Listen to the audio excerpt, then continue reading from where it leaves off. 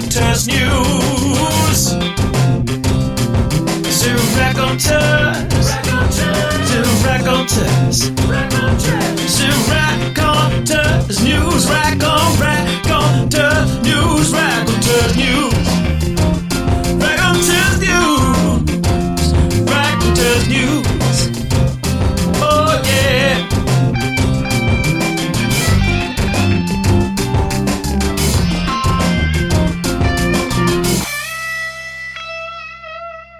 Right, this is Colin Johnson from East Coast Resistance, and you're listening to Raconteurs-News. You certainly are. Good evening. Welcome to Raconteurs News. Tonight's Tuesday edition, this week's edition. So I'm just looking at the chat room there. Sorry about that. Welcome to tonight's edition. It's the 22nd of August, and we are living in a crazier and crazier and crazier world. We'll be getting into that. We've got a great guest on tonight. But just first of all, I'd just like to point out that I was telling you a couple of weeks ago that we're in the 6 weeks leading up to 9/11, which means that there is going to be a lot of terror-related airplane problems, terror-related incidents. So, I think that's been borne out as well. We're going to get into that tonight with our guest. So we got into the We're into the 6 weeks leading up to 9/11. Last week, we had another terrorist attack. And to talk to us about that tonight, we've got the author of the page on Facebook, False Flags and Media Hoaxes, and fellow Sheffielder as well, and a bloke with an absolutely superb first name. I'd like to welcome onto Raconteurs News, back onto Raconteurs News, Jason Green. How are you doing, Jason? I'm not so bad, Jason. Thank you very much. Yeah, thanks for having me on again. Yeah. No problem at all. Listen, it's our pleasure. We're glad you've been able to make some time in your schedule give us a couple of hours of your insight into what's been going on. So, well, I thought, keep a track of what we're going on, because I knew what we're going on tonight. So, yeah, I have. It did get a bit complicated, this Spanish one, didn't it? Barcelona thing, but yeah, go on.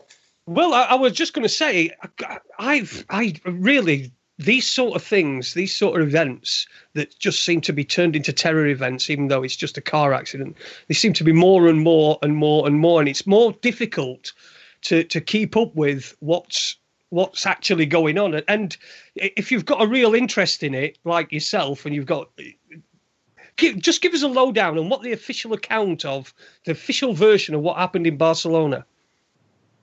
Well, it was Thursday, really, wasn't it, when it broke, the main event, this car ramming thing, where, well, as the news broke, we were told that there were at least one person killed, and then they were saying 30 odd injured, which then rose to 13. I mean, the strange thing, we are looking back on how it broke on RT News, and the police and authorities were saying there were one being killed, and the media were saying the rumours were 13, which was strange how the rumours and the media got it right within the first couple of hours. And, the authorities, they were way out with their one being killed.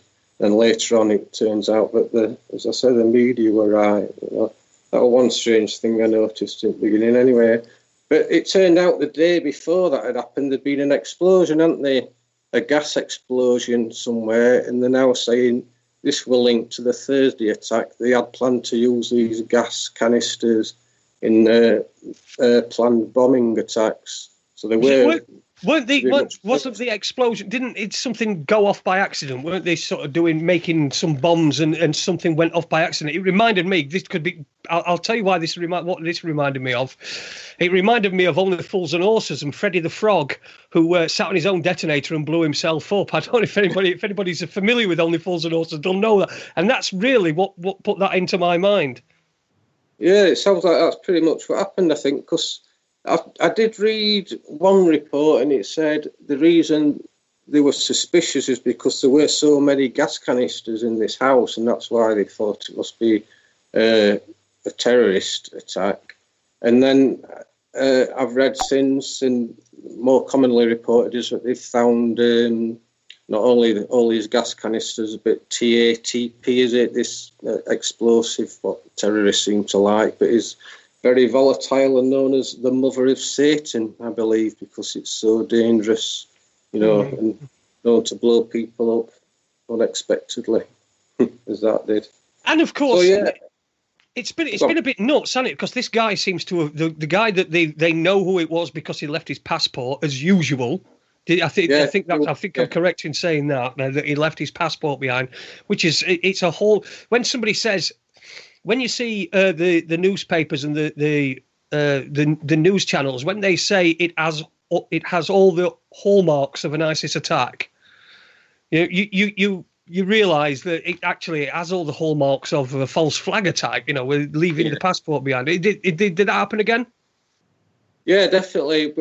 Within 1-2 hours, they'd found somebody's passport in one of the cars.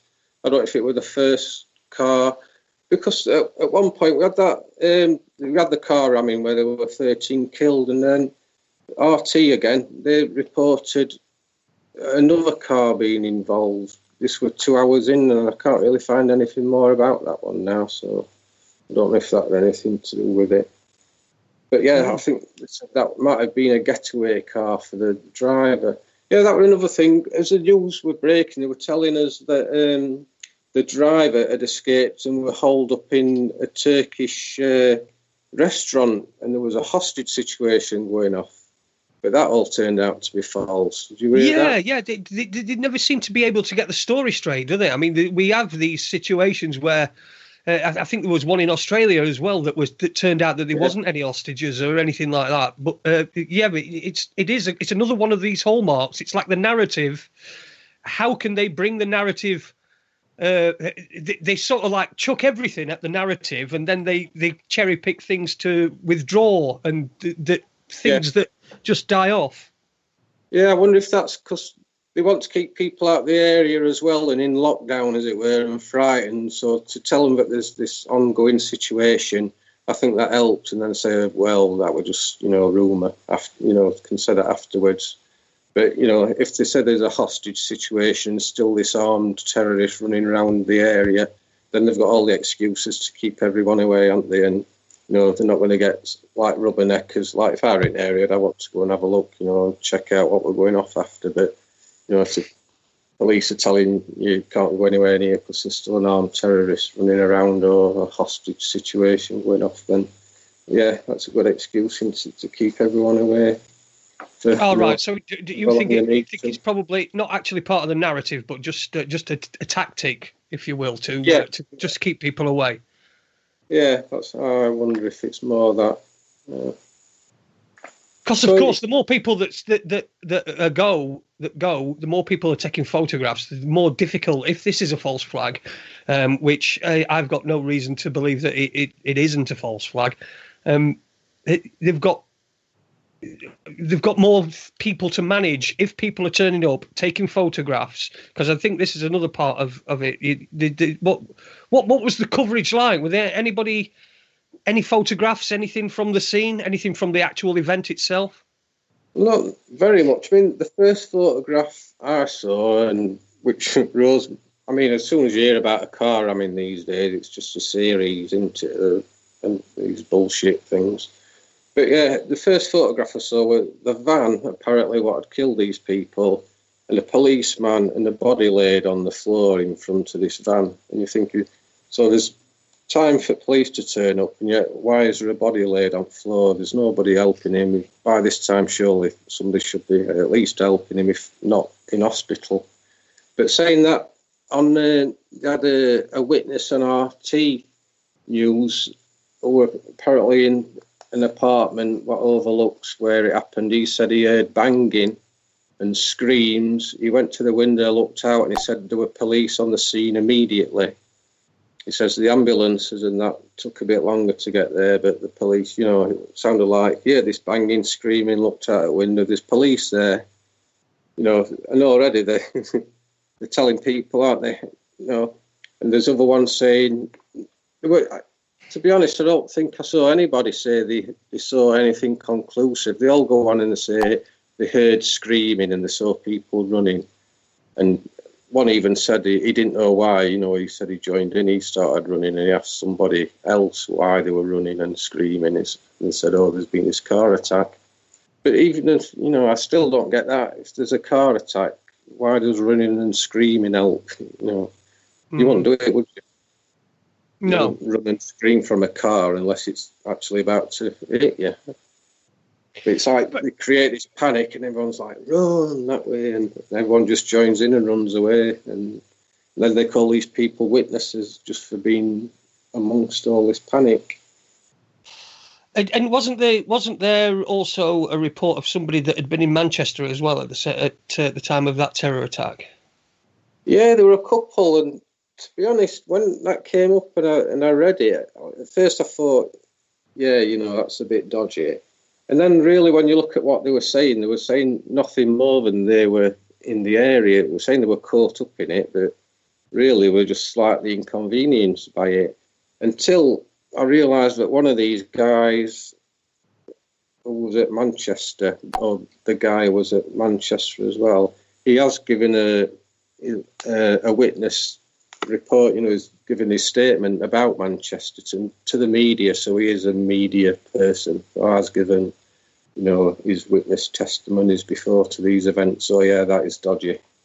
Had he just been a random person nearby, then, at least, it could have been a coincidence, I suppose. But, hell of a coincidence. There seems to be a lot of them, though, don't there? Yeah, I think he'd been at 3 of them. I'm saying, I think if it had been saying it's, actually witnessed something, seen the attack, or helped out, or, helped out injured, then that would have been dodgy. But he was not saying he saw anything, really. Well, I know when they put him on media, he is sort of, it is evidence that an event has happened, but it wouldn't, I think the thing is, if it did all turn out that one day it did get exposed as being fake, they've not really said anything that could get themselves into trouble. All they're saying is, well, I just saw panic. You know what I mean? Yeah. Well, and it's sort of dragged out as well, this one, hasn't it? Because isn't it? Yeah. Today that it's only today, innit? And we're almost a week after the event, where they've managed to catch up with this predictably Moroccan, North African, Muslim guy that's supposedly been on the run, who's gone and hired a van. They've gone from terrorists have gone from aeroplanes to vans. I mean, they're just downgrading. There just seems to be so many of them at the moment that people are getting nauseous of it, aren't they? Yeah, and when they talk about it in the media, it's like it's something they can't, fight against. Terrorists on planes, you can check for bombs and weapons and what have you. But it's like we've got to have this threat that there's no sort of defence against, I think, to keep everybody in fear. That's my sort of view on that kind of thing. But yeah, I mean, they've only kept, I think it was yesterday evening when they captured or killed the driver. And I seem to remember I was in a vehicle, and the radio was on, and they come on everybody, it's we've got to get. Sorry, we've got some breaking news. There's an operation going on. Again, it's all this stuff where it's completely impossible to prove to yourself, to prove personally. You've got to accept what these people are saying, or you're a conspiracy theorist. Yeah, because it happened somewhere quite rural, this, I think, isn't it? And it was some. I read somewhere that a woman reported him because she was suspicious because he had long sleeved shirt on and it was 30 odd degrees. But that don't make sense, does it? And he was wearing one of these fake suicide belts, which all the other ones seem to be wearing. Because after that main attack on that Las Ramblas street in Barcelona, there were one later that night, weren't they? That night or early hours of Friday morning, where 5 terrorists were shot, I believe, and they were all wearing fake suicide vests. Right. Which is, yeah. Well, which is a bit counterproductive, really, isn't it? If you're going to commit a suicide attack, you'd actually need a proper vest. You're no good at wearing a fake vest, is it? I mean, what even is the point of that? Yeah, that's just something I can't work out. Why they seem to have them a lot in these things, don't they? I don't know how it would benefit anybody having a fake suicide vest, unless you found yourself in a hostage situation. Perhaps you could say, "Oh, I've got this," so police didn't shoot you. Perhaps I've got pretend I've got a suicide vest on. That's the only way I can think of, that being of benefit to anybody. So we had that gas explosion, and then the main event, the ramming, and then these 5 terrorists getting shot, and then the driver. Yeah, so he was on the run, weren't he, for how many days? It happened Thursday, Friday, Saturday, 6 Sunday. days. Oh, yeah. And the strange thing where did you hear about the child missing? Yes, I did. Yeah, that were weird, weren't it? Because you would have thought that would have been something that was identifiable straight away. Yeah, it's just ridiculous, isn't it? How can a child be missing? There weren't that many people killed and injured that sort of not realise who this child were, because it weren't until, I know, at least Sunday morning they were still reporting him as being missing. So I think it was discovered he was one of the 13 killed and confirmed on Monday. Why would it take that long? It's just another one of these strange things. I think it's just a story to pluck at the heartstrings again, into having a missing child amongst it all.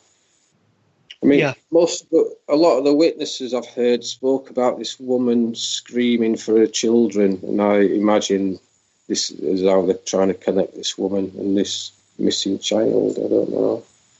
It's just one of those. It's certainly weird and anomalous. And it was somebody, a child that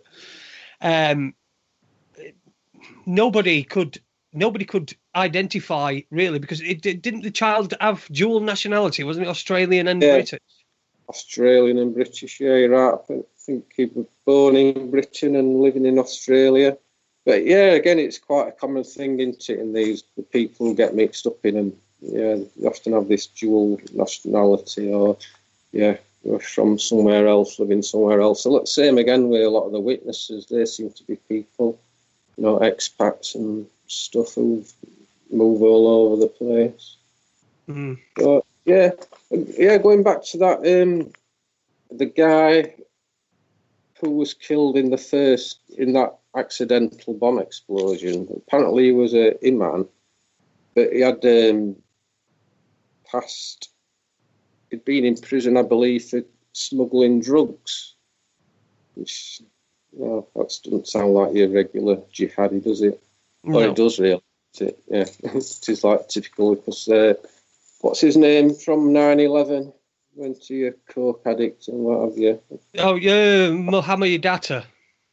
Yeah. So they don't really fit this strict religious upbringing, do they? No, if it's religion, if the motives are based on religion, you would imagine that they would strictly adhere to the religious, the beliefs of that religion. And a lot of wasn't there reports of the 9/11 attackers, weren't they in a strip club the night before, taking cocaine, drinking, doing all that sort of thing, which is strictly against Muslim values? Yes, so I believe, yeah. It just doesn't make sense, does it? It doesn't add up, does it? It doesn't add up. So how? When did we go from a road accident immediately? And remember, we had this one in Marseille as well, and this is a psychological thing. Whereas it was it was just an accident. The guy had got mental health problems, but they had to make the point that it wasn't linked with terrorism. Now, I don't think road accidents are linked with terrorism. I think that when they when there is a road accident, it's a road accident. If it's a terrorist attack, it's a terrorist attack. But it's like it's the go-to place for the media to link everything with terrorism. Yeah, there's been one or two in the States as well, aren't there, what haven't been linked to terrorism as such. I think one of them were just some mad guy, apparently, weren't it? But the Times Square one, I can't remember now, did they link that one to terrorism? I think they did at the time. I don't know. It's probably just dissipated and disappeared away from people's consciousness because, well, there's so much going on. There's so many of these attacks. It just has to. But they are the weapon of choice. It all seems to fizzle away, doesn't it? Yeah. The weapon of choice is the vehicle, isn't it? The ramming, it seems to be like just before the Barcelona thing, there was that Charlottesville thing, the white supremacist stuff going off there, isn't there? What did you make of that? Do you think that was set up? Yeah, I'm not sure if it were. I'm sure it was set up in some way. If it weren't a total, like a hoax, what have you. It just seems like it's been orchestrated, all that stuff there, isn't it? It's like provocateurs and what have you. Like paid protesters and stuff like that going off, it seems. Yeah, but the actual car attack, if anybody were killed, I'd say I don't know on that one. I don't know.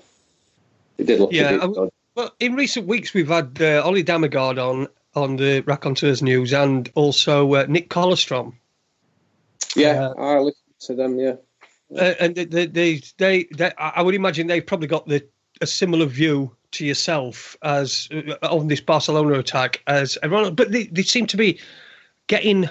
It seems to be becoming overwhelming. There's not even very long between these attacks. So to tear it apart and to get anybody to take any notice as well and say, well, just look at this. We should. It's difficult, isn't it? Yeah, it is. Yeah, because like you say, it seemed like years ago, like we're still researching 9/11, and now it's like since 9/11 there's been hundreds, and you can't. There's not much time to even research them anymore before another one comes along. I do. I follow a guy on YouTube calling himself UK Critical Thinker. You've probably seen some of his videos I put up on the Facebook page. And he does look back on, like, he's still doing ones on Manchester, which are good. So I think it's good when people do look back and don't, let them go down memory hole. So. Yeah, and don't just concentrate on the very next one, the very one that's just happened, and stick to researching the ones that are previous. I think that's vital. I think the Manchester one was I think it was a bit of an own goal for him, really. I mean, the way that it was portrayed in the media, and the way that we had phoning, like I think I mentioned on the last show, there was that couple that went on Good Morning Britain. Who had lost their daughter, apparently. They claimed to have lost their daughter at the Manchester attack, and they decided that and this is a week later, they decided they were going to get married in her honour. And they were both sat on the settee with big grins on the face, big smiles on the face. And I think I made the comment last time that you were, I don't know whether it was you or Nick Colostrom or Ollie Damagard, but I made the comment that I've not had a smile on my face a week after I've lost a tenner. Not a smile like that. Never mind my daughter. I've got one daughter, and she's the most important thing in my entire life, obviously. And so if for me to lose her, she's 20 years old, my daughter, so she comes into that demographic. But to lose her, I would not then. For me, grief is something that's personal. But we've got into such a narcissistic state in this country is that we're actually using our grief to self-promote. The way that the Manchester thing, like I say, a bit of an own goal. The overreaction was incredible. You've just got to look at James Corden, what he said on his show in Manchester, and it really doesn't give a shit. He don't care less. But he's an actor. So what do we expect? You know, it just seems that we're so narcissistic that we'll use any opportunity to be able to self-promote. Yeah. Because you had I think Ollie Demigard on it were a week or two after I'd been on, and as you'll remember, but for anyone listening, I told you about there were a girl lady from Sheffield called Kelly Brewster.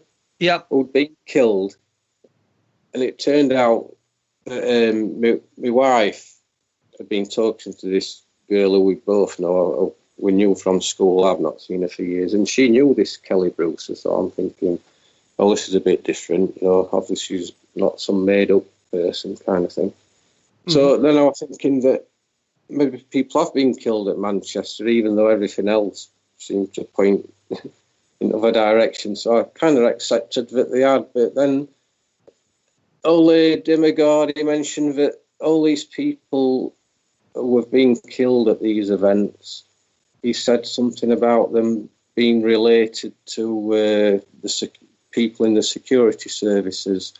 And she did happen to fall into this category. Her brother worked for, what was the company? It was Seco or something, isn't it? The security firm that were doing Manchester. Yeah.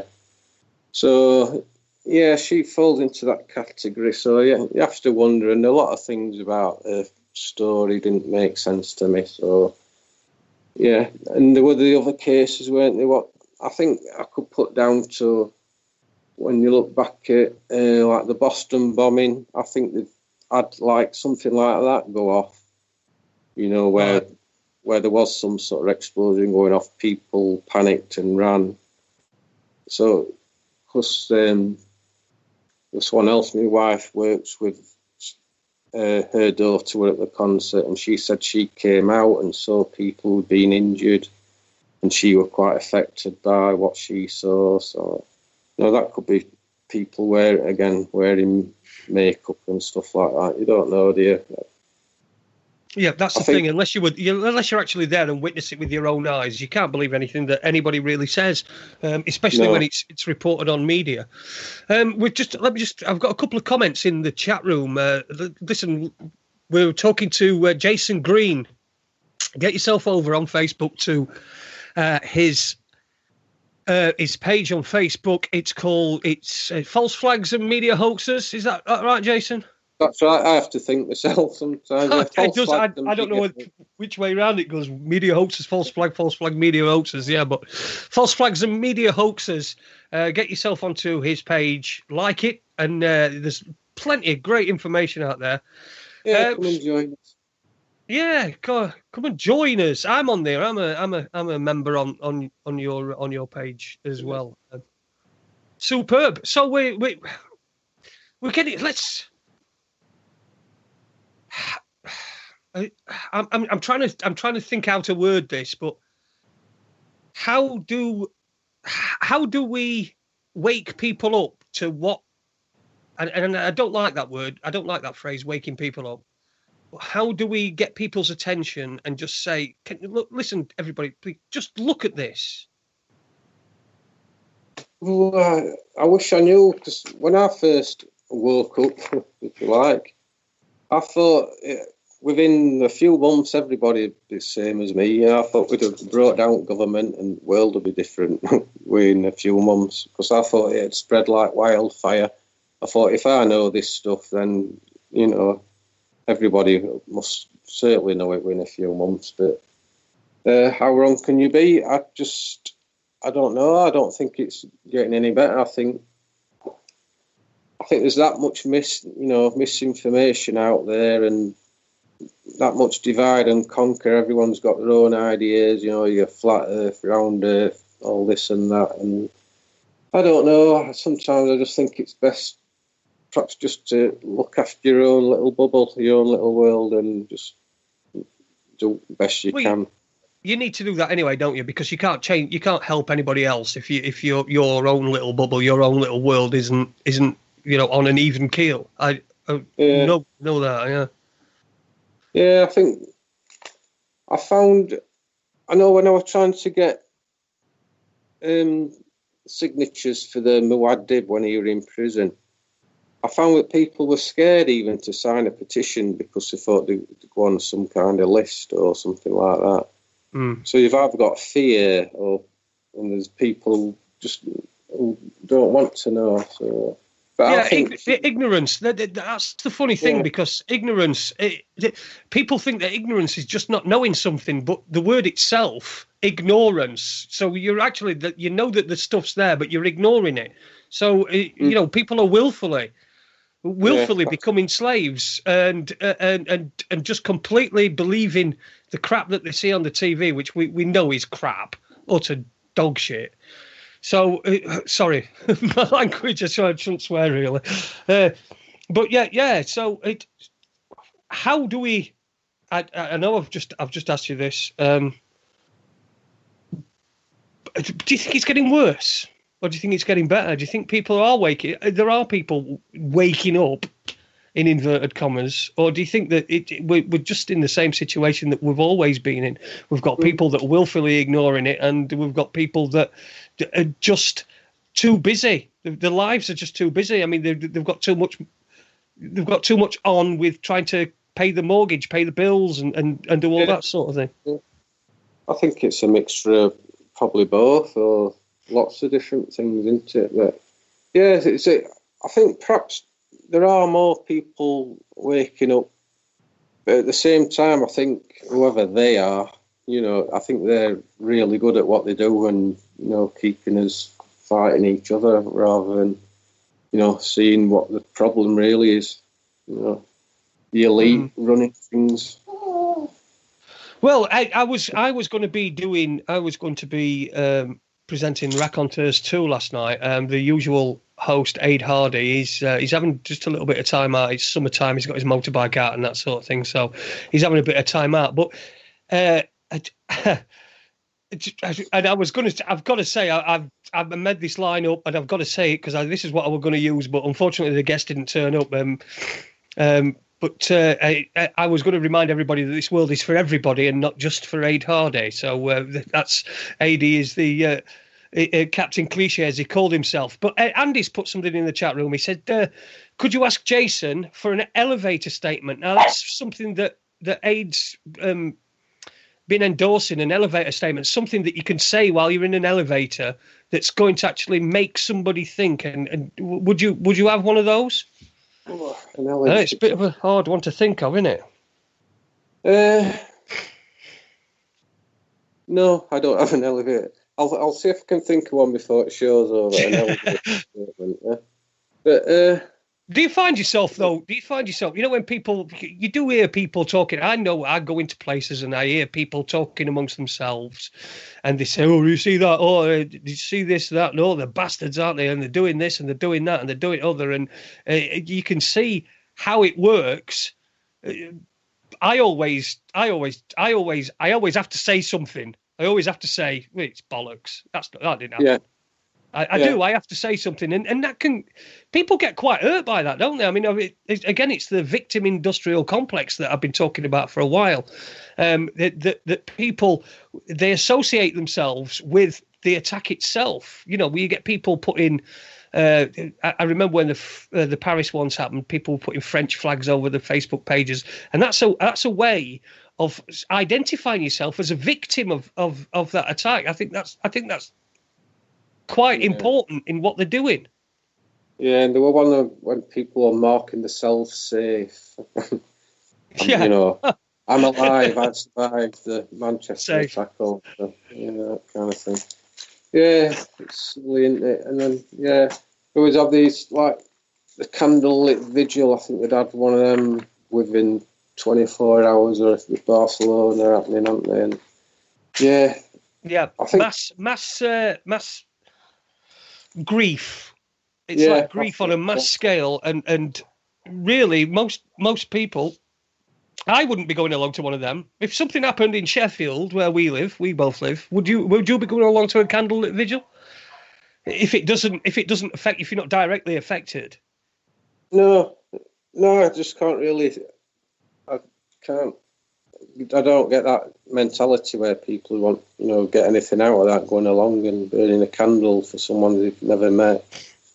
Yeah, it's all weird, isn't it? It's brainwashing, isn't it, again? People just going along. It's a morbid death ritual. I think perhaps the people behind all this, they need that, because then the more people that turn up to the candlelit vigil, then the more successful they've been in what they've tried to achieve. Yeah. And I certainly wouldn't be going to a candlelit vigil for somebody that I don't know.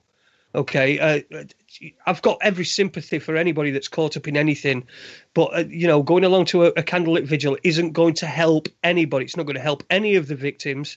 It's also used to be able to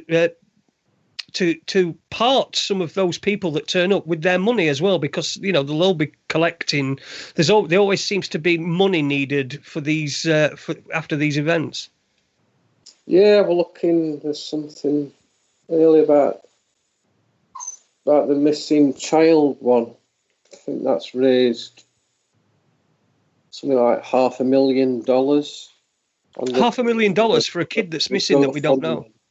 Yeah, raised. But people are so willing because they want to identify as a victim of that, whether that's just that they've seen it on television or they're traumatized or anything like that. They want to identify as a victim.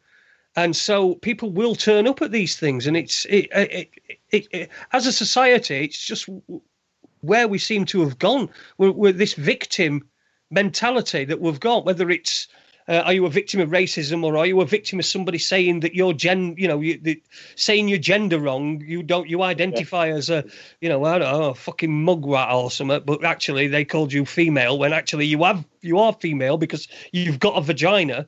But people get upset about that. It's all this seems to be this victim mentality on everything. Yeah, definitely. That's the way it's going. Yeah. So what are the other? I notice you've posted a lot on your page, false flags and media hoaxes. What other anomalies have you seen with this Barcelona thing? And how many different incidents were there? Because I know that there was the explosion you talked about. We've had I'm sure I heard that there were 5 people killed. Then they said today that they got an operation underway where there were Spanish police, which obviously it never said it, but it implicated that they found the guy. And then there was a report not long after that to say that he'd been killed. Which is another thing that happens. It's another consistency with this, is they always seem to be killed. Yeah, it was similar to with that bombing in Brussels, were it? With the airport bombing. Yeah. That similar. After that, it went on for a few days like this, didn't it? And then they ended up tracking them down to some industrial estate, I think. So yeah, similar stories again. There is yes. So there's been these car rammings, haven't there? There's been jotted down about Berlin. At least there were Nice, weren't there? Was there one in Paris as well? I think there's been a couple of London, Stockholm. So yeah, and then that Times Square one. So yeah, there's definitely a thing going on with them. And so is it really the terrorists? Well, we know it's not the terrorist, choice thing, but like I say, so I think the only reason for it can be is because it's something we can't defend against. People talk about, making city streets, so we can't drive through them, and that has been a way to combat it. But or even make it harder to rent a van. I mean, this is just the most ridiculous thing I think I've ever heard. You know, you're going to stop terrorism by making it more difficult to hire a van. What are you going to do if somebody comes up who's got dark skin, who's looks like someone from the Middle East who might be Muslim? What do you do? Do you say, excuse me, but are you going to plough this into people and kill them as part of a terrorist attack? Have you any affiliation to ISIS? You know, it's like. I know this is a silly example, but when I get a phone call, and it's from somebody who is trying to sell me something, or somebody that thinks that I owe them money or whatever, debt collection agency, anything like that, and they ask me to give my details over, and I say, sorry, I'm not going to do that. You've called me, and you're asking for me details. I'm not going to give me details over. And I always say, you could be a terrorist. You could be ISIS. And they say, oh, no, I can assure you I'm not ISIS. And I said, that's what someone from ISIS had said. You know, it's just the most ridiculous thing in the entire world. And to make it more difficult for people to hire vehicles, it just seems to like putting a plaster on you, someone who's been decapitated. Yeah, or a fake bomb vest. Yeah, a fake bomb vest. We had we've had a couple of comments actually about that. Fake bomb vest. In the chat room, we've got Cupid Stunt. He just says, I've just cancelled my fancy dress order. They said they had run out of suicide belts. Looks like they are in high demand. So that's Cupid Stunt in there saying. And another one from Cupid Stunt as well. He says, a little heads up, if you're in a nightclub and see brown people with bulging waistlines, just ask them, are they working for Crisis Solutions? And maybe ask, what's the pay like? So Crisis Solutions, what do you know about that company? Is it a company? Yeah, I believe so. I think the guy who runs a security firm at Manchester had connections with a firm, but I think ran something called Crisis Solutions that did realistic, crisis events, whatever you want to call them, like terror drills and what have you. There's a connection there. But yeah, you're asking how many of the different sort of events had been inside this one. It's a bit hard to say. We've got the bombing, haven't we? I mean, the gas explosion on the Wednesday, then the main event on the Thursday afternoon, then there was this other ramming attack on the night time where 5 terrorists were killed. I think they'd supposedly killed another one person and injured 6 in that one. I think they were the police that targeted. And then, I suppose the next one was the driver, wasn't it? Being captured and shot. But and also there was the hostage situation that wasn't as well.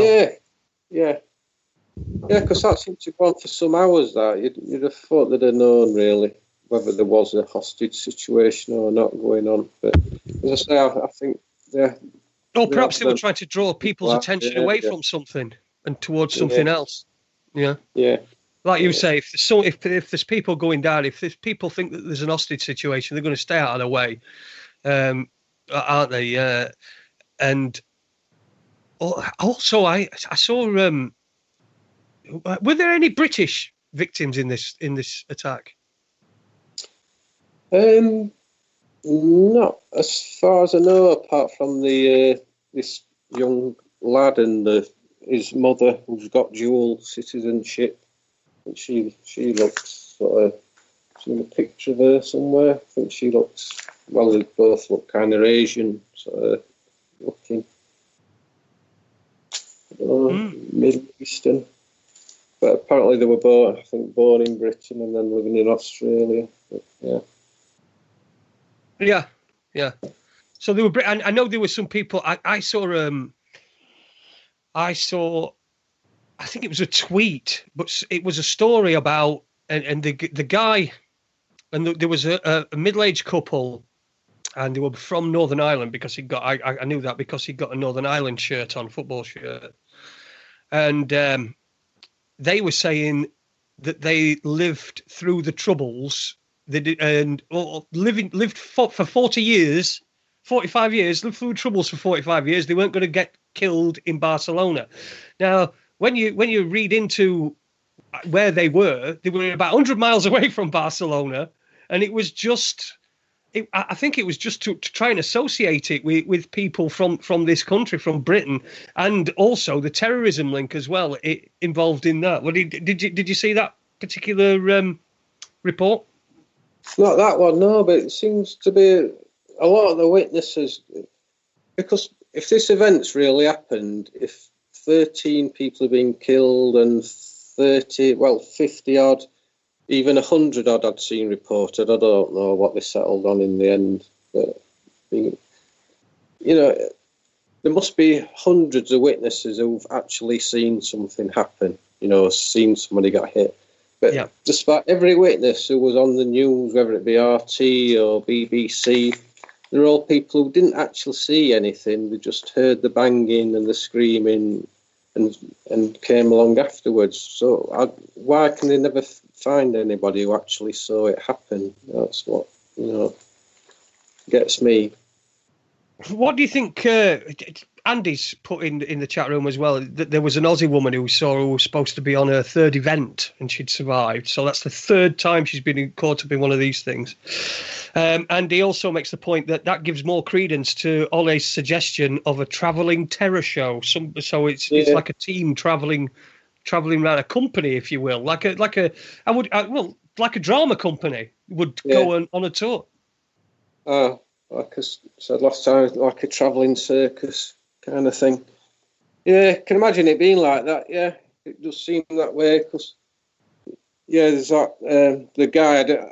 I didn't realise. I know there was a woman involved in at least two of them. So as Andy's saying, that's three probably is. Yeah, there's also somebody's put a link. It's Anon. But so I don't know quite who it is there. But anyway, welcome to the chat room. But they put a link in there to a story that says a 19-year-old Utah boy has survived 3 terrorist attacks: Brussels, Paris, and Boston. So it's not uncommon that there are people caught up in multiple events, which to me is very suspicious, because I don't remember. If you go back in the day, I don't know how old you are, but I'm 47 years old, and I remember things like the King's Cross fire, and Lockerbie and all those things. These events that have occurred, and I don't remember there being people that have been in multiple events. It just seems to be a new thing, as if it's some sort of badge of honour. Yeah. I'm same age as you, Jason. Yeah, I'm 47, so yeah. Oh, well, same age, same name. Jason, anyway. I like to smoke green, so I suppose we've got a link in there.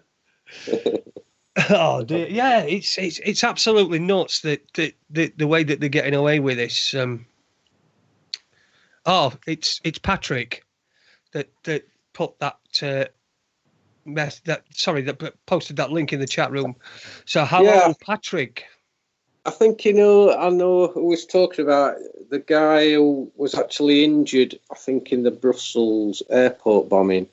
I think he's talked about him, because there was a guy, at least, he was injured in Brussels, and he said he was somehow connected with Boston. I don't think actually injured or anything in Boston. He was in Boston at the time. But yeah, I suppose if they are part of this travelling circus kind of thing, then they need kind of excuses. I suppose people who know them, the friends and what have you, will be like, hey, you seem to always be in these places, don't you, when these things go off? And trap media report it sort of gives it a bit of credence, perhaps. I don't know.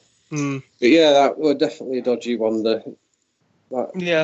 It's a badge of honour, isn't it? To me, it's like the bragging that they're bragging to their peers.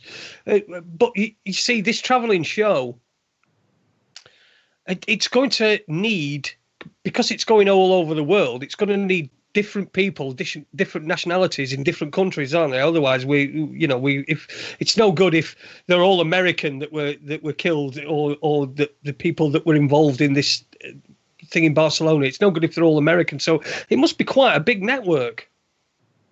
Yeah, but there were an attack. I'm not sure what day this happened, but it was one of the days, last few days in Finland, where some Islamists stabbed 2 women to death, I think. Oh yeah, I've heard about it. Yeah, gives the skinny on that one, because I did hear something on the news, but I've not really looked into it. Yeah, because it were a British guy here who was a hero again. He was on holiday, but he lives. I don't know. He don't live in England anymore, but he was in holiday in this place where this attack's happened. He's saying, "I'm no hero. I was just doing what I was trained to do," kind of thing. So yeah, once again, it's a foreigner in a foreign land being the hero. Yeah. A British man in a foreign land, a British man with tenuous links to Britain, doesn't even live here anymore. So it reminded me. I think he was from Denmark, wasn't he? Yeah. Wasn't it? Didn't he live in Denmark? Because it did cross my mind, because I've got a friend in Denmark who's a window cleaner. Now apparently, window cleaning in Denmark is really pays really well. And so I did have mind of him, and I did sort of like hope that it was nothing to do with him. But yeah, again, it's a tenuous link to Britain. But what it does is it links it to Britain, and we all think that we're involved in it. It's that psychological thing again. Yeah, it says he was a British paramedic. A British paramedic told yesterday how he was stabbed trying to save a woman's life during Friday's terror attack in Finland. So yeah, that was Friday. Again, it's another incident that could have been anything that's been labelled terror. Yeah. It could be any madman, couldn't it? But I don't know. Any old madman. It could be any old madman. Well, anyway, listen, folks, get to the Facebook page. Jason Green, he's on with me this evening, and we're talking about terrorist incidents, particularly this Barcelona attack, which Jason is. Well, I think I can describe you as naturally sceptical about all of them, Kana. That's your first point. That's your first point of call. You're always sceptical. Yeah, start out sceptical. I mean, I am open-minded, and one day I'm if one does really happen, I'm hoping that I'll accept that it has really happened. But I need evidence. When evidence looks like it's all false and bullshit, then I'll call it out as being false and bullshit. And that's what I see certainly with this Barcelona thing. Unless somebody comes along who does a copycat killing because there's been that many of these false attacks, maybe there is somebody, mad out there who'll copy and go out and run somebody over. When that happens, then fair enough. There'll be evidence for it, won't there? There'll be genuine people upset and what have you. But I'm just not seeing it with any of these. No. It's completely gone nuts, hasn't it? It's gone completely nuts. And again, we had this Charlottesville thing going on as well at the same time. It's clear that in America there are forces that are determined there's going to be some sort of race war, that the people are going to be divided again on the lines of race, and it's a device. It's a division that's not just one division. It's many divisions, because you've got race being attributed, put into the same category as religion. So if someone's religious beliefs, that then sort of suggests what their race might be, and it divides us up in so many ways, and so we know that this is what they're doing. We know that this is the agenda. Do you think What do you think the migrant crisis in Europe? The migrants coming to Europe. What do you think that what sort of effect do you think that this is having on these events? Well, again, I think it's part of the fear. People, they want us to think we're going to be swamped by immigrants and they're going to, be claiming all benefits, even if they're either going to claim all as benefits or they're going to kill us with fake suicide vests kind of thing. I think it helps people be racist, doesn't it? I see quite a few people on my Facebook who obviously, see all this immigration are really irritated by it. And to me, we've caused all these, I'm saying we've caused that, we've caused all these wars and stuff. And if people need to come here to escape, then they can come here for me. You know what I mean? Well, yeah, I absolutely agree with you. Absolutely agree with you. All right, well, I'm just getting a sign off my producer, Kev. Yeah, not that one, mate. That were a middle finger. I don't want that one. Getting a sign off my producer, Kev. We're almost an hour in. So I think what we'll do is we're going to play a couple of records and then we'll get into some more stuff in the second hour. You're listening to Raconteurs News. I'm Jason Holmes. I'm reminding everybody that this world is for everybody and not just for Aid Hardy, who just thinks it is at the moment. We're going to play a couple of records and then we'll be back. We'll talk in more terror with Jason Green. False flags and media hoaxes. Get onto the Facebook page. Get yourself... liking it, joining in, and hopefully there's some great information on there. And hopefully we'll be able to put an end to this. So we'll just take a quick comfort break. Jason, you all right with that? Yeah, very good. I'll get kettle on and let dog out for a minute. Okay, well we're going to have a couple of records and then we'll be back. So we'll see you in a few minutes. Very good. See you in a minute.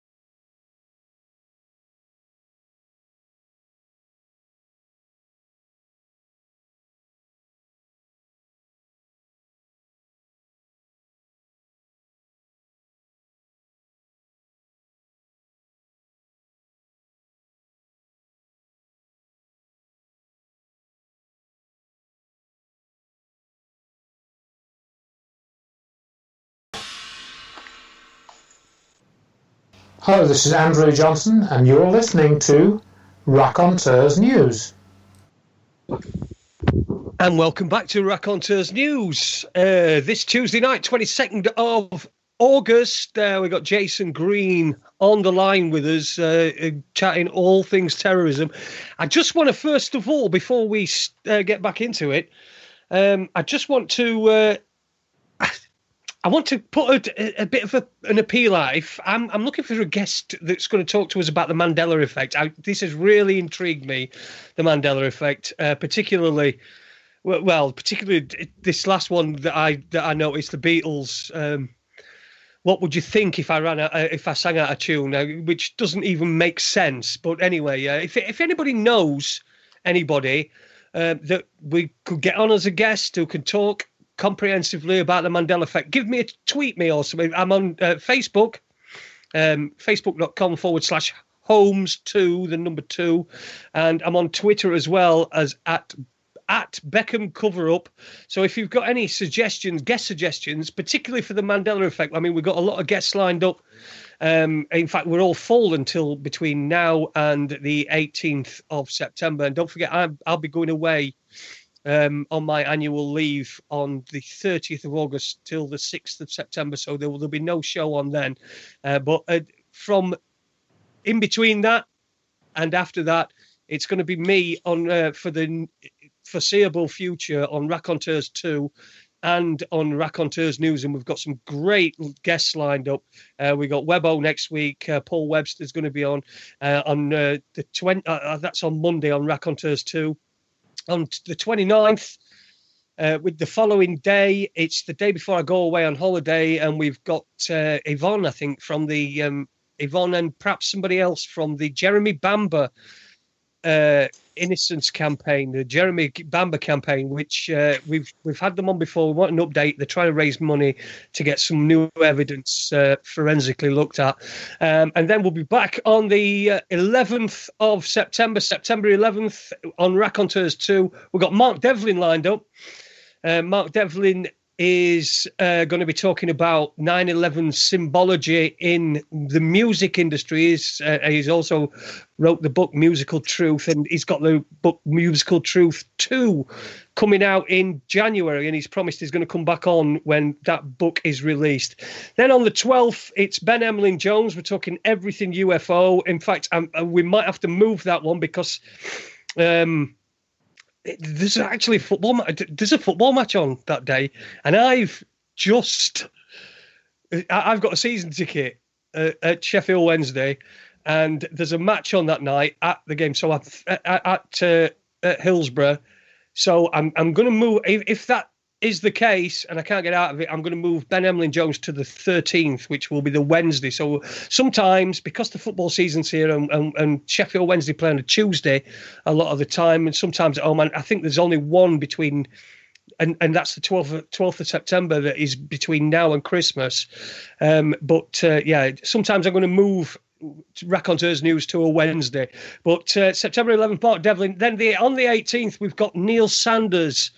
He's going to be joining us. I've ordered his book. He's sending me a copy of his book, and I'm going to read it while I'm on a holiday, and then we're going to talk about that on the 18th of September. But tonight, let's get back to tonight's guest. Let me just say this. If you add me on Twitter, I don't use Twitter enough. It's nowhere near enough. You know what? I'm a pretty funny guy sometimes. I post some really funny things. So if you want to follow me, it's at Beckham Coverup. Beckham as in David Beckham and Coverup as in Cover Up. So at Beckham Coverup, follow me on Twitter. I'm going to try and twit a little bit more than I have been doing. Just follow me on there. Back to tonight's guest. Jason, how you doing, mate? Did you have a good break? I'm all right. Cheers, yeah. I don't tweet either. I've not got into that one yet. No. Twitter. I do go on it every now and again, but I don't tweet very much. But I do try to tweet some humour and things like that, but and the shows as well. But no, I've not quite got Twitter. I don't think I'm enough of a twit. Are you enough of a? You're not enough of a twit either, are you? I mean, you're a Sheffield lad, so you're definitely not going to be a twit. No. no to it. Did I? Yeah, but I did want to ask you one thing. Are you a Wednesday fan or a United fan or not bothered? I'm Wednesday fan. Yeah, I used Awesome. to go to matches. At one bit I used to go to most at home matches anyway, and occasional away match. But yeah, I've not been for many years. But yeah, I still kind of follow the fortunes, and yeah, I'd put myself down as a Wednesday supporter. Yeah. Well, you see, I haven't had a season ticket until this last season and this season, and that is because I'm now registered as disabled, so I'm able to get a season ticket at half price. So it's cost me. I've got a season ticket at half price, and I also get one for my carer as well. So a free one. So it cost me 390 quid for 2 tickets in the South Stands for the season, which you just can't turn down, can you? It's I know some people don't like football. I've gone off it a little bit, particularly other teams, and now I've got no Sky subscription or anything like that, so I don't really watch it anymore. But I just go and watch my team, which I think is how it should be. People get too involved in other teams. But anyway, let's get back to tonight's subject. We're talking terror. I don't know if we did this last time, but I wanted to talk about, again, don't like using this phrase, but I'm going to use it because it's the only one I can think of. And I want you to talk to us about when you woke up and when it was, how it happened, just to give people some sort of idea. Let's just say, how long after the 9/11 incident were you on board with the 9/11 Truth movement? Well, it was my daughter's. Must have been about 9-10 years ago. My daughter had just started nursery school, so I had a few hours to myself, and I was flicking through channels one day. I did tell you, yeah, I remember. I happened to come across the controversial TV channel on Sky. Yes, I do remember this. Yeah, this is how we met, isn't it? Yeah, it had the Edge Media stuff on there, didn't it? And I saw 9/11 ripple effect on there. Well, I caught like last 10 minutes of it or whatever, and then that kind of blew my mind. I went on computer thinking there's got to be another side to this story, and yeah, that were it then. Yeah, I became a full-on 9/11 truther. And well, that's interesting.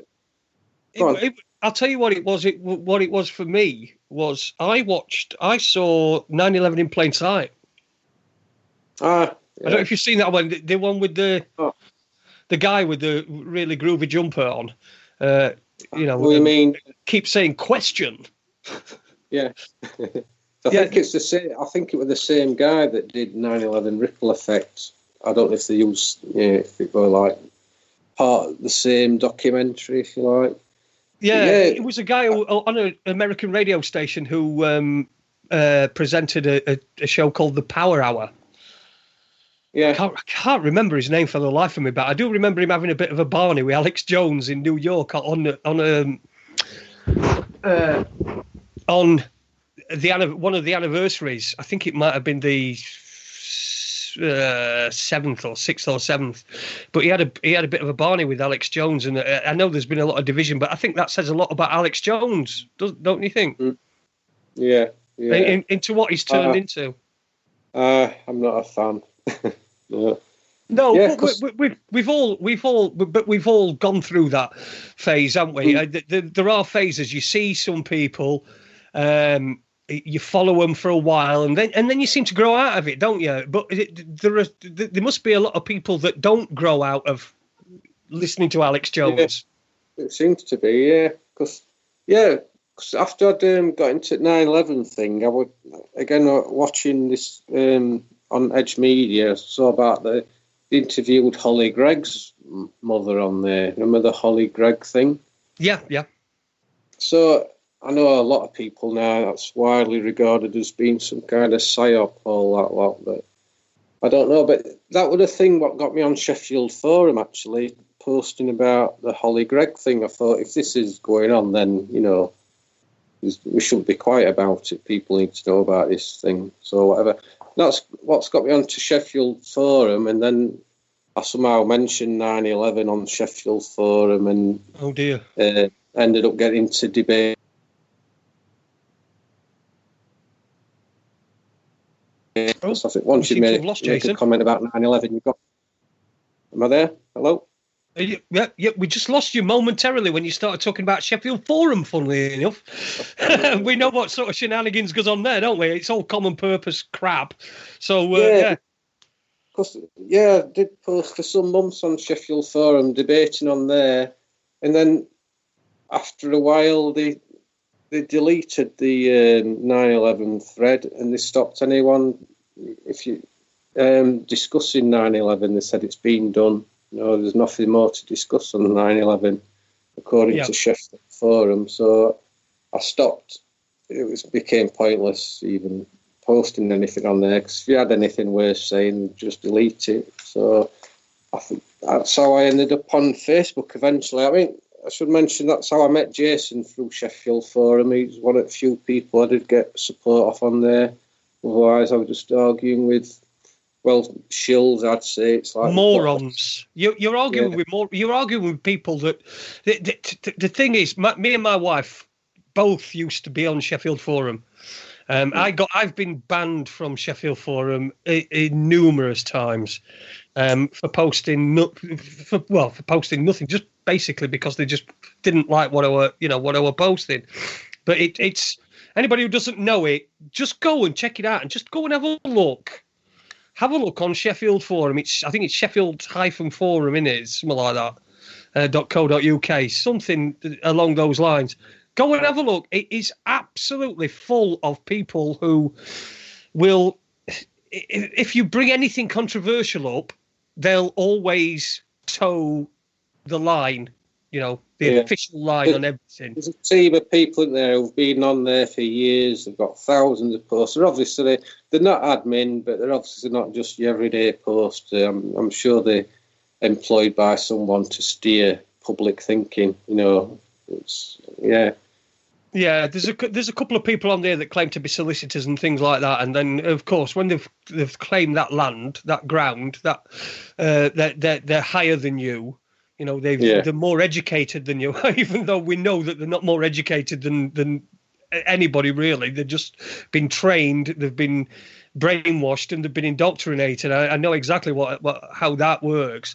But yeah, it's what a shithole. Sorry, I've got to say, but what a shithole Sheffield Forum is. It's a little bit like it seems to be like the local newspapers these days. The Sheffield Star. It's just benign, and it's full of nonsense. It's full of adverts. It's full of common purpose crap. It's just full. It just seems that you have to wade through a lot of this crap, and once you realise that it is crap, you chuck it away, and then your path's clear. You can see where you want to go, and you can see what you want to do. I don't know if it was same for you, Jason. It's just for me. I was a nightclub DJ, and one night I'd come home at 3:00 in the morning after a gig. In fact, I remember the gig. I was working at a club called Coyote Wild in Mansfield, and I went home one night, and I actually looked for. I was actually on my computer, because when you're a DJ, you've been working, bang, bang, bang. You get home, you don't just go straight to bed. It's 4:00 in the morning. You wind down a bit. I was looking at some stuff, and I looked for some 9/11 photos, and suddenly In Plain Sight came up, and I watched it, and that was it. I was obsessed. I couldn't think about anything else. I go to. I remember one night I on my way home. I called into one of the local garages to get some either a sandwich or some cigarettes or whatever. And I just said to the bloke, I said, there was something on one of the papers that said something about 9/11. And I went, that was American government, that. And do you know what he said to me? Even back then, this was about 2006. He said, I can't see them doing that to their own people. Which I never had a problem with that. Yeah. For me, when 9/11 happened, there was a couple of things at the time made me wonder if it were an inside job, even though I went into anything like that at the time. Just how it came across, and it wouldn't have surprised me that America would do that to their own people. What I had a problem with was I saw the media as being my friend kind of thing. I thought there'd be investigations, there'd be reporters and that. It would get exposed by the media if at some point, if it were an inside job, and I thought they'd be really controversial. But I think the shock for me were realising how controlled the media is. It were them I didn't think could do that to their own people, if you like. Government. Well, I was helped because I'd had dealings with the media. I'd been on the front page of the Sun in 2004. I'd had dealings with the media. I'd sort of got a look from the inside as well, and there was something very telling about what I had. A guy from the Sunday Mirror come and knocked on my door one Sunday night, and he came to one of the court hearings that I was attending, where I was trying to regain some property, and I got David Beckham's people all there, and I got this security company's people all there as well. So there's just me up against barristers and all these sorts of people, and I prevailed. I came through. But when I said to him, because the Sun had refused to pay me the contracted amount of money that they'd said that they were going to, and I said to him, I said, well, why don't you, in your paper, why don't you run a story about this, whereas the Sun, don't sell your story to the Sun because they'll not pay you, they'll renege on the payment. And his word to me, and this will stick with me forever, he said to me, he said, dog doesn't tend to bite dog.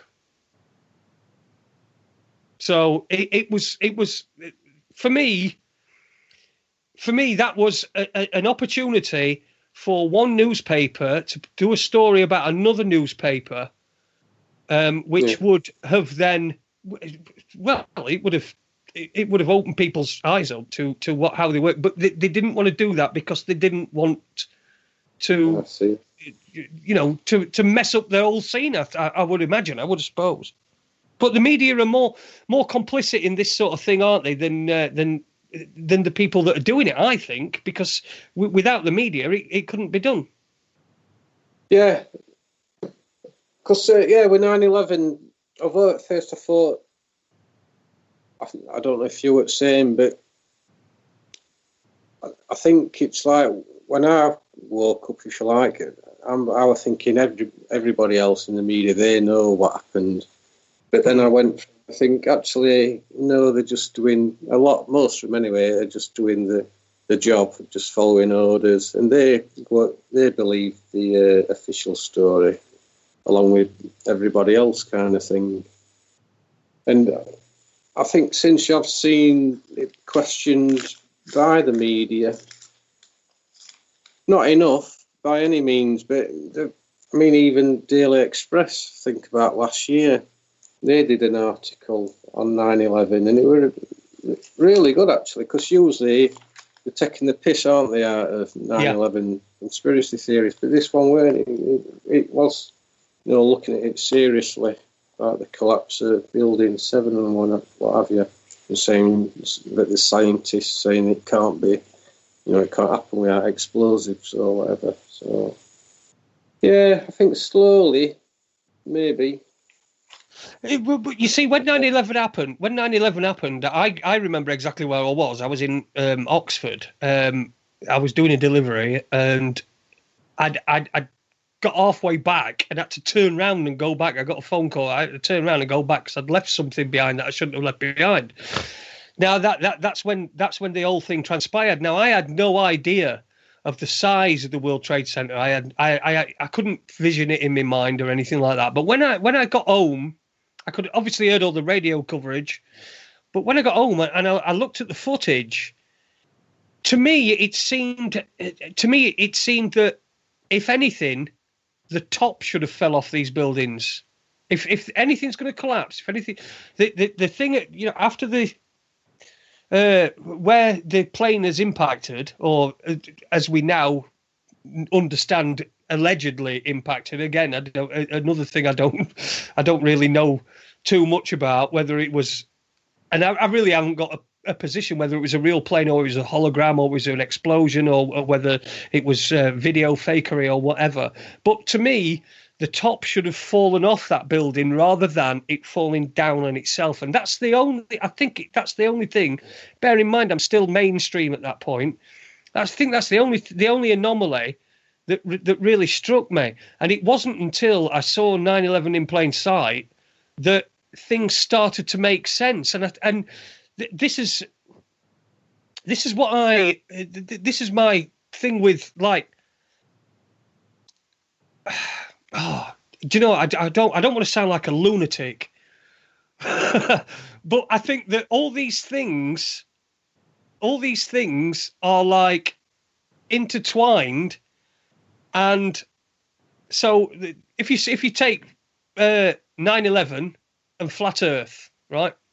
If the Earth's flat, I don't know whether it is. I don't know. It doesn't matter to me.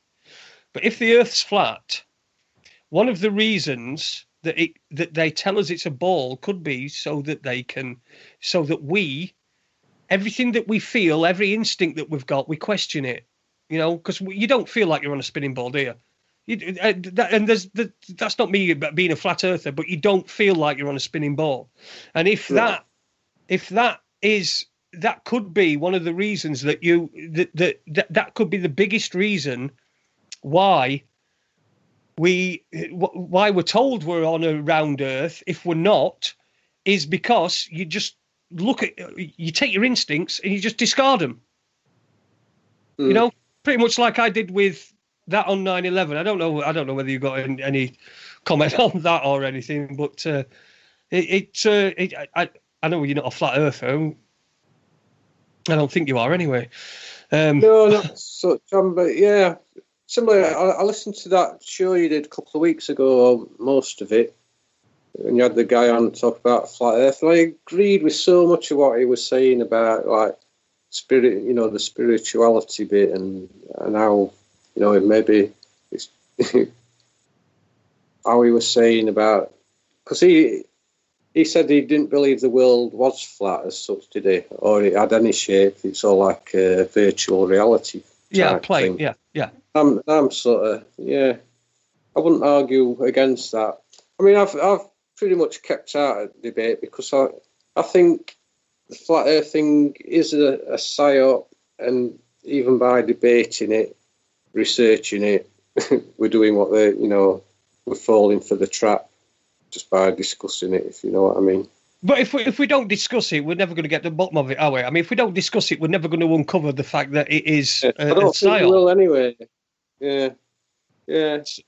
So, you know what I mean? I wanted to get I wanted to get a flat Earth guy on because I think it's a legitimate debate. You know, I haven't seen what the Earth looks like, and I think it's a legitimate debate.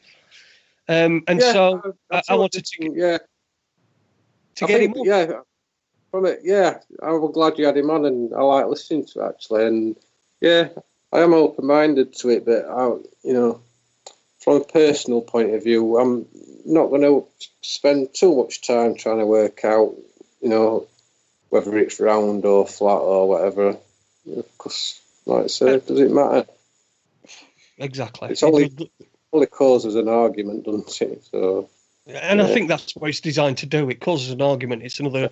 Whether it's flat or round, it's another subject that people can be divided upon. And I did notice as well, because I did try for a long time to get somebody from the flat Earth community on the show, but it was really difficult. They were really suspicious of anybody.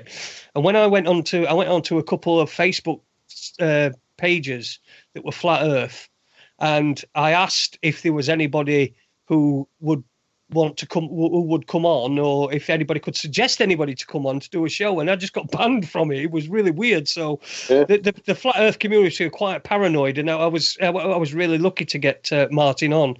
Yeah. But let's get back to terrorism. We've only got half an hour left.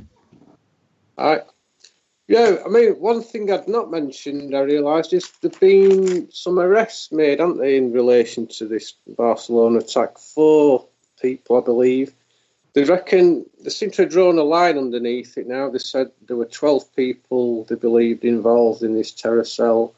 4 they've arrested, and the other 8 are dead, as far as I know. They killed 5, didn't they, on the night time?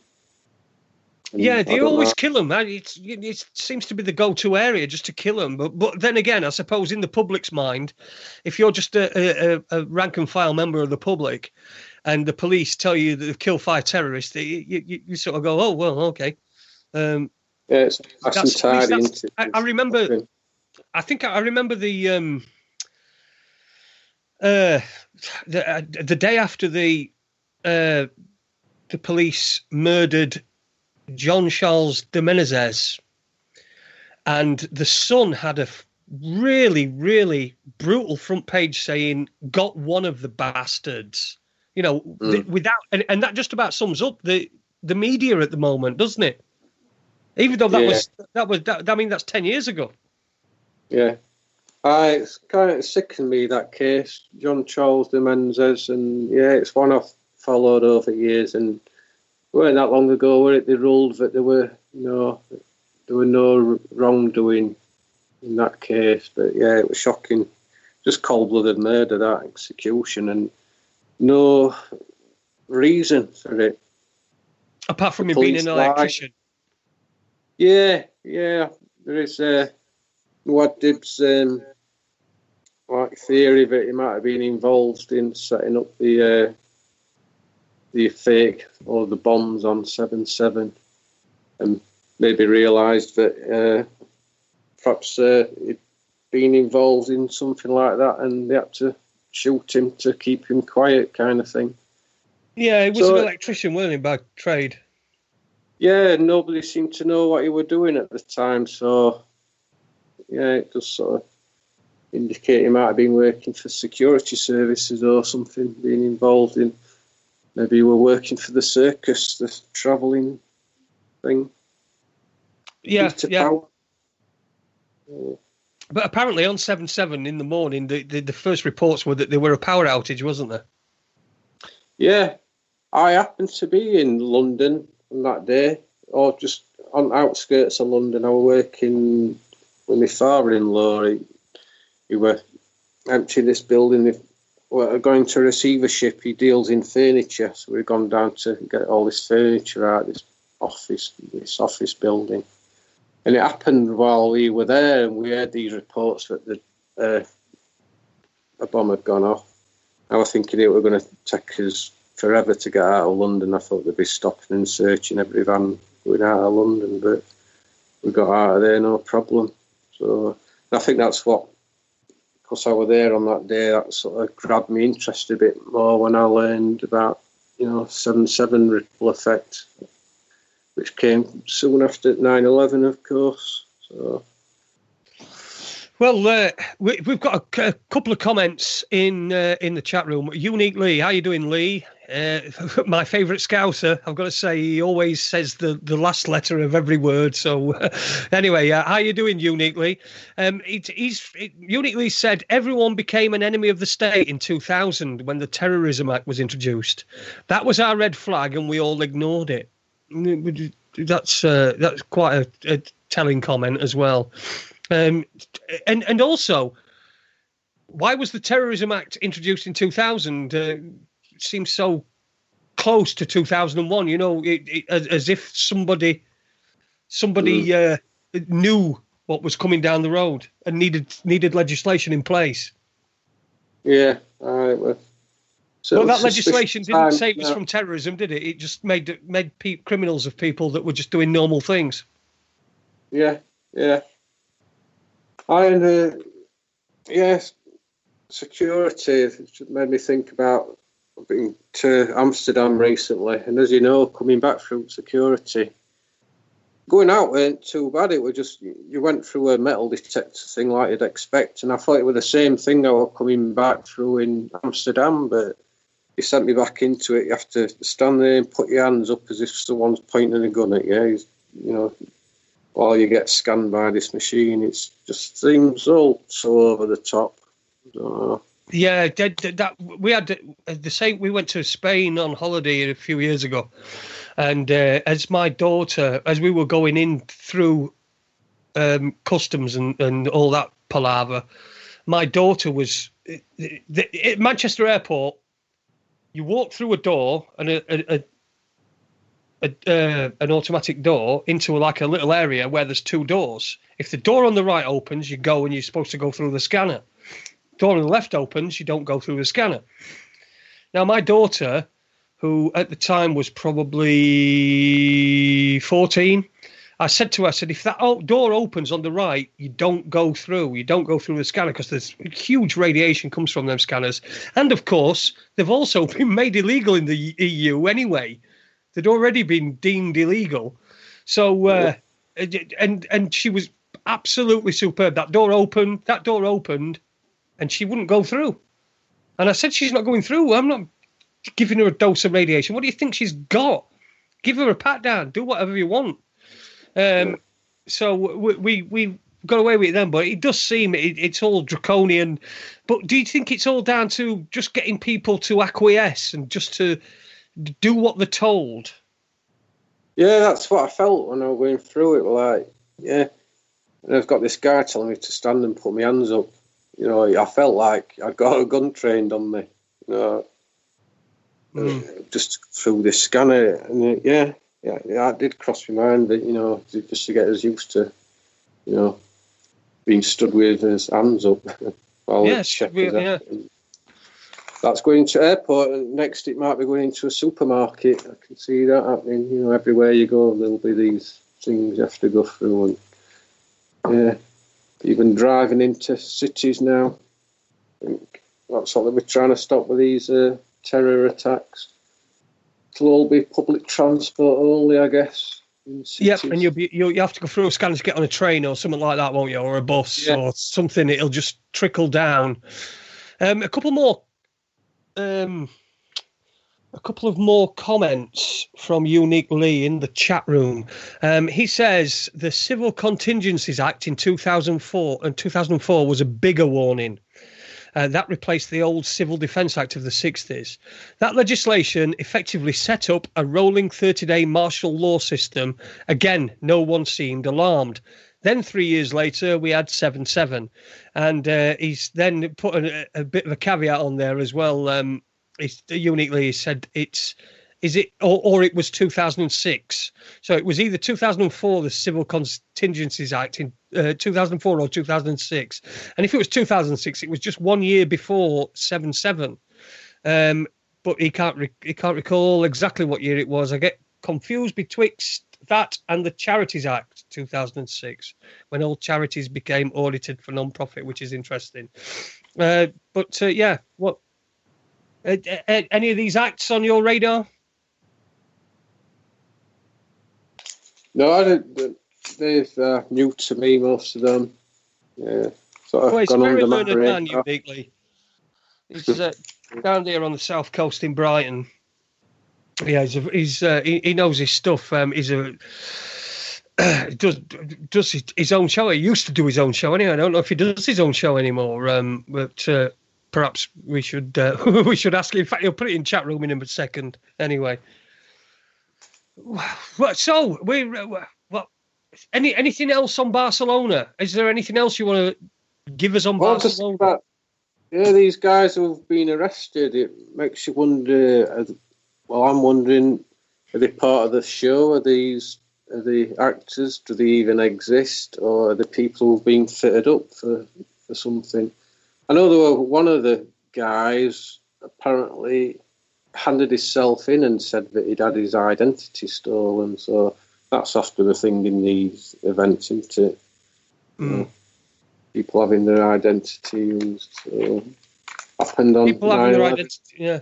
It sounds a bit. It sounds a bit convenient that, you know, that this guy's because then they'll be able to say, won't they? He just had his identity stolen, and there's nothing else to see here. But they've had the headline that there's been 5 people arrested. That's the main thing. It's the headlines, isn't it? It's the how people perceive things, and when we find out that things aren't quite as they said they were, then they claim it's just like a mistake, or they just ignore it. Yeah, that's it. Mentioning it. In people's minds, it were real. Like there'll be a lot of people thinking there was a siege in Barcelona and there was a hostage situation because they don't follow it through. They just hear that and think it did happen. But, and then they just go back to watching Crossroads. Yeah, exactly. They're saying there that the mastermind behind it all is 17 years old. I mean, at 17 years old, he's going to be masterminding a terrorist attack. He weren't even... Probably had started going to church recently in the last few months as well. So how do you go from being a 16-year-old, just a regular guy, to being a terrorist knocking people down in a van? How does he, for a start, how does he rent a van at 17? Yeah, good question. All right. Well, apparently they said that, I don't know, again, when the news were breaking in RT, apparently the police said they tried to rent much bigger, they tried to rent lorries, but, they didn't have the right licenses, so they had to get little vans instead. Right. So the terrorists with dodgy licenses, terrorists with licenses that aren't able to, I'm sure if this mastermind at 17 years old, I'm sure he'd be able to find a way to be able to get somebody to rent him a van, a bigger lorry. Again, it doesn't make any sense, does it? It doesn't make any sense. It's just nuts. Yeah. Yeah, I mean, even my wife, when she's on about this missing child, I'm like, how does that work? And she's like, I know, actually. Yeah, how can you lose somebody? And, people just don't question it enough, do they? Well, no. They've had Spanish royal family going out and visiting victims. That happened at Manchester as well. Is that becoming a thing where royalty come out as well? Did you see that with the Queen going around hospital? Yeah. The London, after the London one, was it that the London or the Manchester one? Manchester. I think she might have gone round after London as well, but certainly she went up to Manchester after that one and visiting people. Yeah, they always seem to go in there, don't they? They always seem to get in there, the royals. I did notice that the King of Spain had been somewhere near Barcelona or had been at an event or something. Like I say, I've not took much notice of the news coverage because, well, I mean, unless it's someone like you who analyses all this news, I really don't want it in me. I don't want it in my brain. I don't want to side. It's almost like side when you're of the opinions and the mindset that I am. It's almost like side loading it into your head. You're not actually watching it and believing it, but it's still going to have the effect on you that on your subconscious that it's meant to. Yeah. Because it drives me a bit mad actually watching news, because I watch it and I'm thinking, God, there's people out there actually believing this and taking it all in. That's what gets me frustrated, I think. But yeah, I just can't help it. So what you posted this video on your page, and again, I'd urge people, go and join the group, False Flags and Media Hoaxers. It's Jason's group, and there's some great things. What did you see? You posted today a video. I've not seen the video. I just wanted you to perhaps give us a bit of a lowdown on what it is. But it's this Evening Mills, Manchester. Oh yeah, girl seen in the Queen's visit video. Since we were talking about the Queen. I mentioned earlier, didn't I, YouTube guy calls himself UK Critical Thinker. It's one of his videos. I'd recommend watching. If you come onto my Facebook page and have a look, I've put quite a few of his videos on recently. But if you just have a look at his channel, he's doing some really good research into Manchester mostly at the moment. But then he's looked back on a lot of the past false flag events, all over the place, American ones, Brussels, and all that. But yeah, well worth a watch. Oh yeah, I'll have to have a look at that. And it's noticeable that there's another one that you posted up here, and under the headline. Oh, in fact, it's not you. It's someone called Ben Dodds. Hiya, Ben. If you're listening, I hope you are. It's saying, "I can't believe it's not terror," and I can't believe it. Horror as Manchester bombing survivor caught up in Barcelona attack. And this is from the Express, the Daily Express, which we. It does some pretty good Princess Diana stuff, but it's obviously towing the line when it comes to terrorism. Yeah, that's the guy in that story who he did do an interview for the media after the Manchester thing. As I say, he didn't really see anything conclusive, just a running and screaming. All he did was confirm that people ran and screamed a lot, which a lot of these witnesses seem to do. It's funny how they can't find anybody who's actually said that they've seen anything conclusive. As I say, I think that's so they're not getting themselves into trouble if it is ever exposed later on. They can't say that, well, you lied and said you saw somebody get run over. They said, well, no, I didn't. I just saw somebody screaming. But their story still sort of compounds and gives weight to, the claim that an incident did happen, if you get what I mean. Yeah. What I've just noticed as well, you posted something on Charlottesville as well. What did you? Because that was another one, wasn't it? It was another car ramming into people, and only one killed it. And I've seen the footage of this, or I've seen the alleged footage of this, and this car plows into a lot of people. Now, only one person was killed. It seems a bit lucky to get 13 people with one van, because it's not much bigger a vehicle.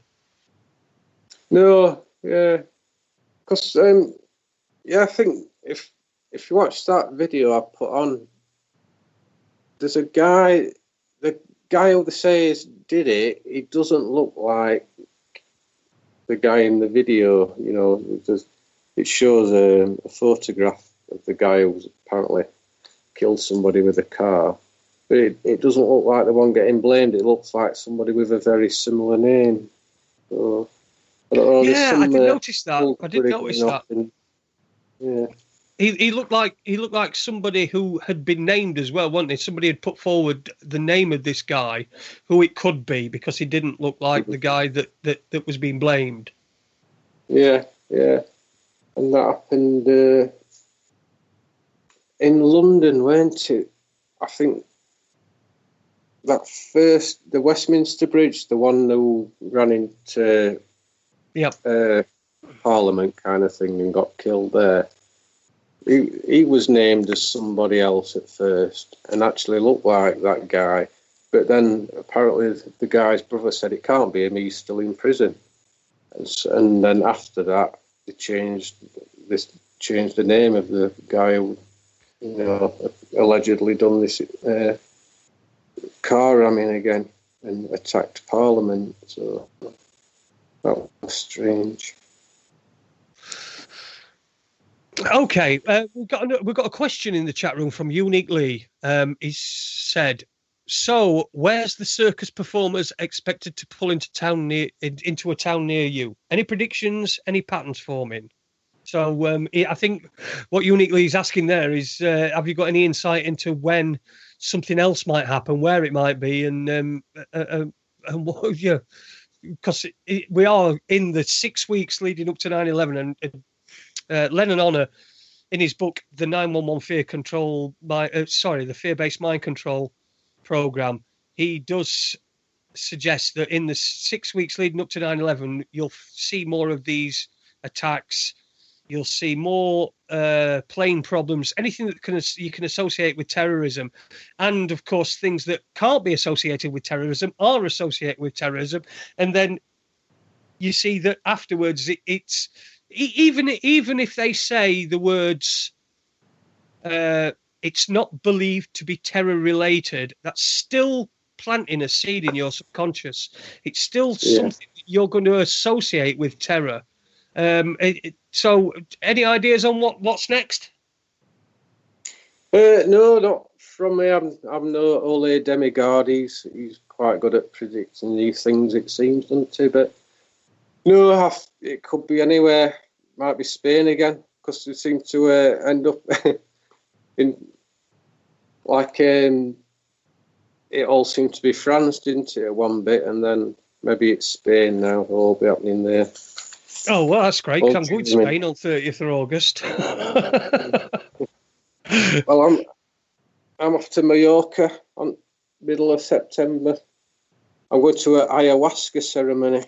Oh, are you? Oh, you'll have to let me know what that's like. I really want to do that.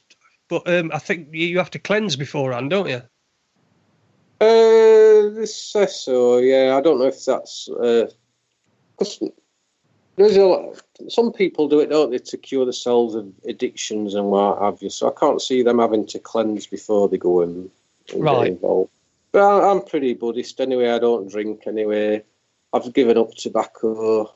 I smoke a bit of herb now and again. But yeah, a bit of rosemary. Apart from that, I'm quite a clean person, I think. Cleansed. Yeah, well. Yeah, you can't. People can't see this. Listeners can't see this, but Kev, our producer, slapping your hand. We're all herb fans on here. We're all herb fans at raconteurs-news. Everybody. Medicinal herbs. For medicinal purposes only. I think Andy had a T-shirt on with that written on it yesterday. Yeah, we do it. We do it for medicinal purposes. Right. Anyway, we've got. Go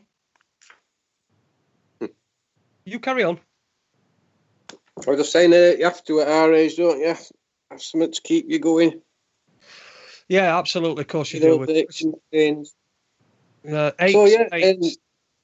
I'll let you know how it goes. It's a 2-nighter thing, and as you probably know, it's not always it's rarely actually a good experience to say. It's not something you do for fun, is it? It's like therapy. Yeah, I'm just doing it out of interest, really. What's the legal situation with that? Is it legal, particularly in Spain or Mallorca where you're going to do it? I'm assuming it is. Yeah, it is. It is in well, at least some places in Europe. I know it is in Mallorca. I know they do them in Ibiza as well, places like that. This one I'm going to, it's at Mallorca, but I have seen there's another Facebook page who advertise doing it, and they do them all over Europe. But I think as long as it's done as part of a religious ceremony, like, they get away with it that way. Right. Okay. So it's okay as part of a religious ceremony, but you're not going to go out and buy a bag of ayahuasca from a local dealer and do it at home. Yeah. And I suppose it's something that you don't. If it's the first time you're doing it, I don't suppose you want to be unsupervised either, do you?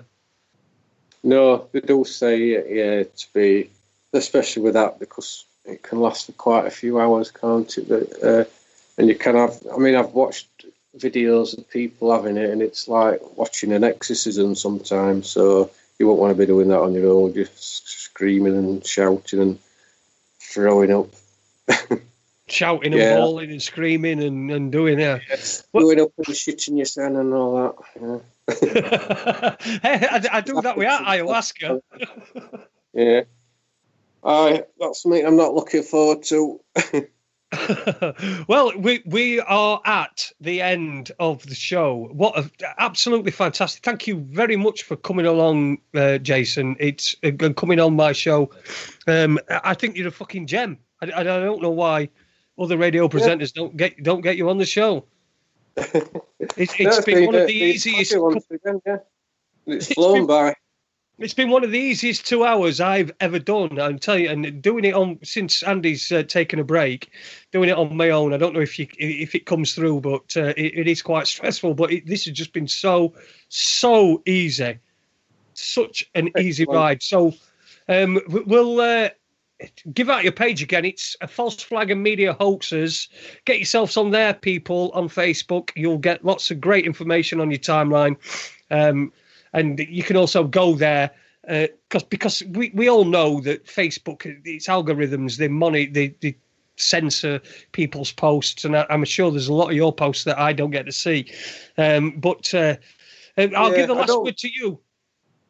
Yeah, I don't bombard the page with loads and loads of stuff. I try and keep it good quality. It might only be one or two posts a week. So yeah, have a look and come on, and if you've got some good stuff to post, post it. Yeah. And you're obviously a great laid-back Sheffield lad as well. So you've got a great style about you. I wish I could be as laid-back. So, I really do. I'm like... All right, mate. Yeah. All right. Great. Well, anyway. Yeah. Nice one. Right. Thank you very much. Cheers. Thank you, Jason, for coming along. Everybody, all right, I'm back next week. I'm on the 28th, which is Monday, on Raconteurs 2 with Paul Webster. He's going to be along telling us what his latest stuff is. That should be lively and entertaining. And the 29th, the day before I go away for a few days, it's Yvonne from the Jeremy Bamber campaign. So don't miss that one either, because that was one of the most popular shows that we've done previously, was when we had the people on from the Jeremy Bamber campaign as well. So it's going to be Yvonne. It may be somebody else as well. But that's what's happening next week. And I promise you, I'm going to get Raconteurs 2 on. Right? I promise you it's going to go on next week. And I want to remind everybody that this world's for everybody and not just for Aid Hardy. So we'll see you next week. From me, Jason Holmes. Keep on, get onto raconteurs-news.com, have a look on there. The podcast will be up very, very shortly. And, of course, it'll be on YouTube as well, so you'll be able to watch it there. And we'll see you again next week. Thank you, Jason, and thank you, everyone, for listening. We'll see you soon. Ta-ra a bit. Bye.